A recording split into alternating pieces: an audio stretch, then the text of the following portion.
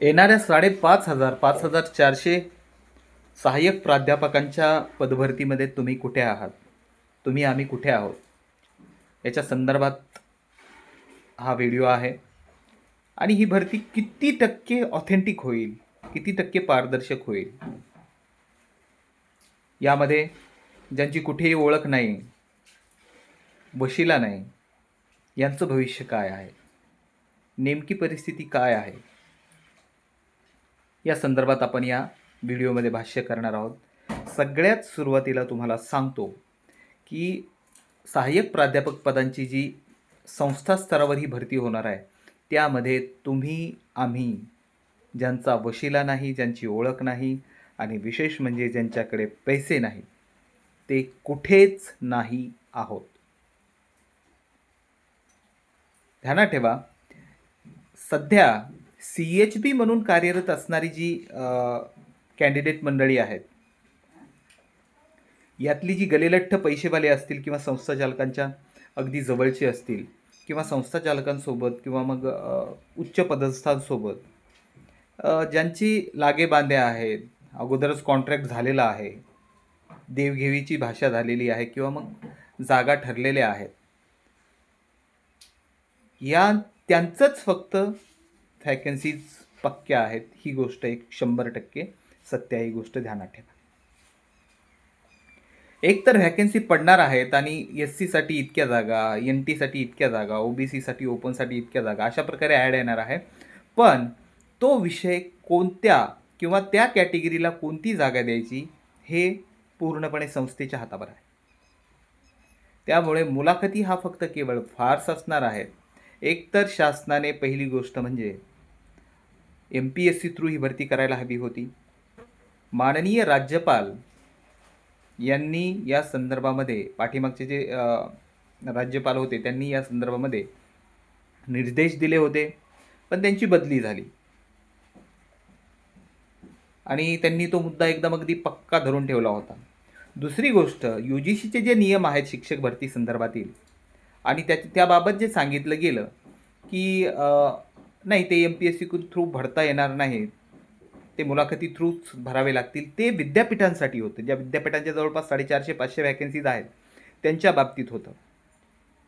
ज्या संस्था आहेत, संस्था स्तरावरील जागा, ज्याला शासकीय अनुदानातून पेमेंट भेटतं, शासकीय अनुदानातून ज्या संस्था चालतात, या किंवा कॉलेजेससाठी ती अट लागू नाही. विद्यापीठ लेवलवरील तुम्हाला विद्यापीठ स्तरावर भराव्या लागतात मुलाखत घेऊन. तो UGCचा नियम आहे. आता यापुढे काय होणार आहे मग? यापुढे असं होणार आहे की 80 लाख 90 लाख कोण भरू शकणार आहे?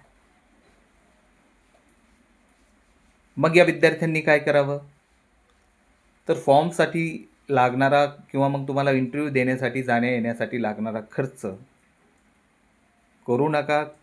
कारण वर्षानुवर्ष आपण हे पाहत आहोत की फक्त बोटावर मोजण्या इतक्या संस्था ज्या आहेत, त्या बोटावर मोजण्या इतक्या संस्थाच फक्त क्वालिटीला महत्त्व देतात. त्यामध्येही त्या संस्थेमध्येही काही पदाधिकारी असे असतात जे आपला हिस्सा अगोदरच ठरवून घेत असतात. आज उच्च शैक्षणिक क्षेत्रात 13 वर्ष झालं काम करत असताना जवळपास 7 वर्ष मी परमनंट नॉन ग्रँट कॉलेजवर काढलेली आहेत. 4-5 वर्ष CHBवर वेगवेगळ्या कॉलेजेसवर केलेलं आहे. अशा परिस्थितीमध्ये एक तरी ध्यान आलं आहे, मी नकारात्मक विचार असणारा व्यक्ती नाही, पण आजपर्यंत जे वास्तव पाहितलेलं आहे, तुमच्या हुशारीला इथे कावडीचीही किंमत दिली जात नाही. प्रामाणिकपणे काम करणारा असाल आणि एखादी संस्था चांगली असेल तर तुम्हाला वेळेच्या अगोदरच तुम्हाला एक संकट म्हणून पाहितलं जातं, त्यांच्या आर्थिक हितांना बाधा म्हणून पाहितलं जातं आणि तुम्हाला तिथून डच्चू दिला जातो. ही बाब सत्य आहे.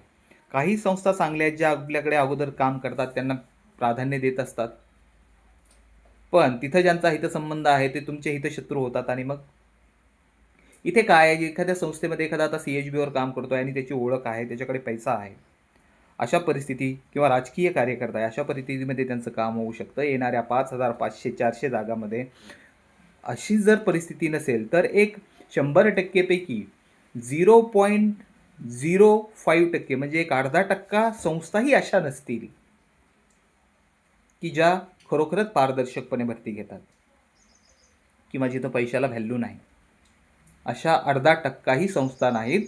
म्हणजे तुम्ही जर 5,500 5,400 व्हॅकन्सीजमधल्या त्या व्हॅकन्सी काउंट केल्या तर जवळपास फक्त 50-60 व्हॅकन्सीज अशा असतील, 50 एक व्हॅकन्सी अशा असतील, जागा अशा असतील, संस्था म्हणत नाही मी, जागा अशा असतील जिथे तुम्ही मेरिटच्या बेसवर निवडले जाल. एक तर क्रायटेरियाच पूर्णपणे चुकीचा लावलेला आहे. विद्यार्थी संघटना किंवा शिक्षक संघटना, सेटनेट धारक, PhD धारक विद्यार्थ्याच्या संघटना मागणी करतायत की पवित्र पोर्टलसारखं एखादं पोर्टल निर्माण करा. बरं, या संस्थांमध्ये किंवा स्पर्धा परीक्षा MPSC थ्रू भरती करा. याला सुद्धा बरेच जण विरोध करत आहे. कोण? सेटनेटवालेच विरोध करतायत, PhD वालेच विरोध करतायत. का? कारण यांची जागा हे संस्था चालकाच्या जवळचे असल्यामुळे, राजकीय कार्यकर्ते असल्यामुळे, यांच्याकडे किंवा पैसा असल्यामुळे, या विविध कारणांनी यांची जागा ती फिक्स झालेली आहे, कॅटेगरीमध्ये बसत आहेत. अशा परिस्थितीमध्ये यांची जागा फिक्स झालेली जागा हेच विद्यार्थी संघटनामध्ये, सेटनेट धारकाच्या संस्थेमध्ये असल्यामुळे हेच काय करतायत? हेच विरोध करतायत की नको, स्पर्धा परीक्षेतून नको, पवित्र पोर्टलसारखं पोर्टल नको, संस्था थरावच घेण्यात यावी. हां, मग एखाद्याचा सेट असेल तर हां, मग PhDला जास्त व्हॅल्यू नको, ही जास्तीत जास्त ही मागणी करणार. सरळपणे सामाजिक न्यायाच्या दृष्टीने तुम्ही स्पर्धा परीक्षा घेऊन जर ह्या व्हॅकन्सीज भरल्या तर काय फरक पडणार आहे? काय वाईट होणार आहे का? आणि मग तुमची पात्रता नाही, कशा तरी पद्धतीने पैसे देऊन घेऊन PhD करून घेतलेली आहे किंवा सेटनेट खूप प्रयत्नानंतर बाय चान्स पास झालेलो आहोत, स्वतःच्या क्वालिफिकेशनवर भरोसा नाही, स्वतःच्या क्षमतेवर भरोसा नाही, अशा परिस्थितीमध्ये मग काय करणार आहेत? तर संस्था स्तरावरच भरती घेण्यात यावी. फक्त विरोध कशाला? तर हां, मार्क सिस्टीम अशी असावी. अरे सरळ विरोध करायला पाहिजे की MPSC थ्रू भरती घ्या. अरे C क्लासची सुद्धा C क्लासची सुद्धा भरती MPSC घेते आहे. आणि अशा परिस्थितीमध्ये प्राध्यापक पदासारख्या उच्च शैक्षणिक अर्हता असणाऱ्या पदासाठीची भरती तुम्ही मुलाखत घेऊन घेताय, हे शोकांतिका आहे. महाराष्ट्राच्या वाट्याला आलेली शोकांतिका आहे. मुळात शासन हे सगळ्या गोष्टींना अनुदान देत असल्यामुळे, पगारीचं अनुदान असेल, UGCचं अनुदान महाविद्यालयाला भेटत असतात. अशा परिस्थितीमध्ये वास्तविकपणे प्राध्यापक पदांची भरती ही स्पर्धा परीक्षेतून व्हायला पाहिजे. माननीय मुख्यमंत्री देवेंद्र फडणवीस साहेब हे या बाबतीमध्ये पॉझिटिव्ह होते. पण महाराष्ट्राला दुर्दैवाने लाभलेले शिक्षण मंत्री सध्याच्या घडीला याच्यासाठी पॉझिटिव्ह नाही आहेत आणि ही खूप दुर्दैवाची बाब आहे. यांनी चालू अधिवेशनामध्येच घोषणा करायला हवी की एकतर पवित्र पोर्टलसारखं पोर्टल निर्माण करत आहोत आणि जसं पवित्र पोर्टलला आता फक्त संस्थेच्या हातामध्ये 10% मार्क ठेवलेले आहेत, तसंच फक्त 10% मार्क 100 मुलाखतीला, जे टोटल ओव्हरऑल तुमच्या शैक्षणिक व्यावसायिक पात्रता आणि सत्तेशेवटी 10 मार्कच संस्थेच्या हातात ठेवलेले आहेत 100 पैकी. तसंच संस्थेच्या हातात फक्त 10 मार्क ठेवायला पाहिजे. तेही कुणाला कुठे इंटरव्ह्यूला पाठवायचं हे सुद्धा पोर्टल थ्रू, क्वालिफिकेशन थ्रू आणि त्यांच्या क्रायटेरिया थ्रू एक परीक्षा घेऊन ठरवायला हवं.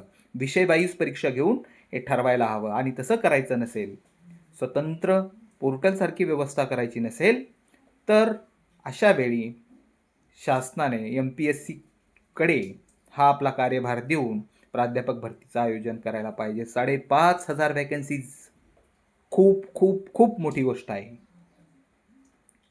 आणि मग 5,500 व्हॅकन्सीज गुणिले 1 कोटी रुपये करून टाका, 80 लाख करा. म्हणजे अब्जावधींची उलटफेर होणार आहे जर स्पर्धा परीक्षे थ्रू ही भरती झाली नाही तर. त्यामुळे सगळ्यांनी व्यक्त व्हायला हवं, बोलायला हवं या संदर्भामध्ये. व्हिडिओ आवडला तर नक्कीच लाईक करा आणि तुमच्या कमेंटचं स्वागत आहे. धन्यवाद.